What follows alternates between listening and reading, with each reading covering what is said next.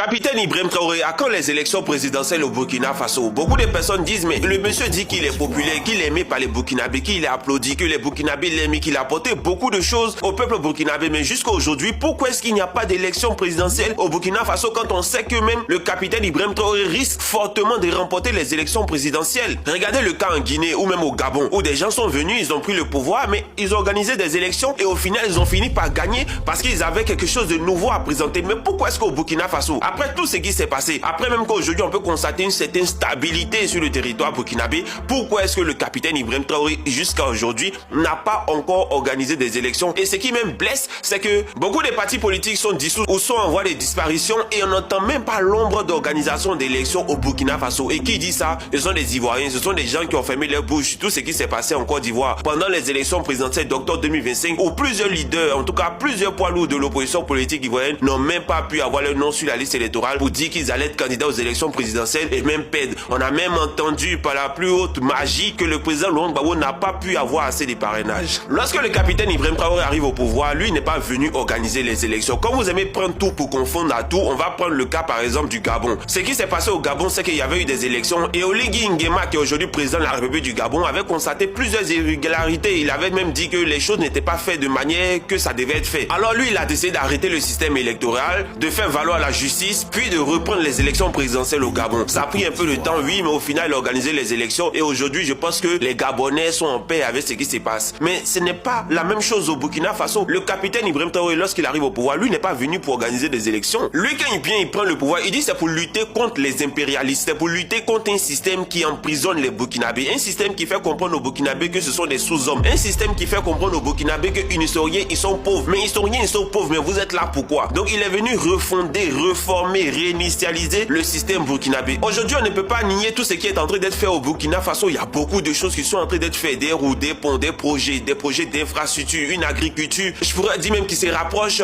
du mot moderne. Aujourd'hui, on voit beaucoup de choses excellentes qui se font au Burkina Faso. Aujourd'hui, un Burkinabé, même si tu l'arrêtes aux États-Unis, tu dis mon frère, tu es Burkinabé, il est fier, il se tape la poitrine parce qu'il y a un travail effectif sur le terrain au Burkina Faso. Et le monsieur, il a dit lorsqu'il venait au pouvoir, je ne suis pas venu organiser des élections, je suis venu reformer, refonder, réinitialiser le Burkina Faso. Et apparemment, les Burkinabés le suivent dans son process. Donc pourquoi est-ce que vous êtes aigri? Ou bien pourquoi est-ce que vous avez mal? Ou bien vous voulez être candidat au Burkina Faso? Après, il faut nous dire si vous voulez être candidat aussi au Burkina Faso ou si vous avez des projets personnels au Burkina Faso. Mais je pense pas que la présence du capitaine Ibrahim Traoré à la tête du Burkina Faso vous empêche d'aller faire ce que vous avez à faire au Burkina Faso. Le monsieur, il a ses projets. Peut-être qu'il n'a pas envie d'être président à vie au Burkina Faso. Il a une mission, il finira sa mission comme un bon militaire et après il va se retirer lorsque la mission dans laquelle il s'est engagé sera arrivée à terme. Mais pourquoi est-ce que vous voulez lui donner un agenda qui n'est pas le sien? Et en plus, le peuple burkinabé, visiblement, ne vous suit pas là-dedans. Donc laissez le monsieur diriger et puis occupez-vous de ce qui se passe en Côte d'Ivoire. Hein? Tiken Jah Fakoly,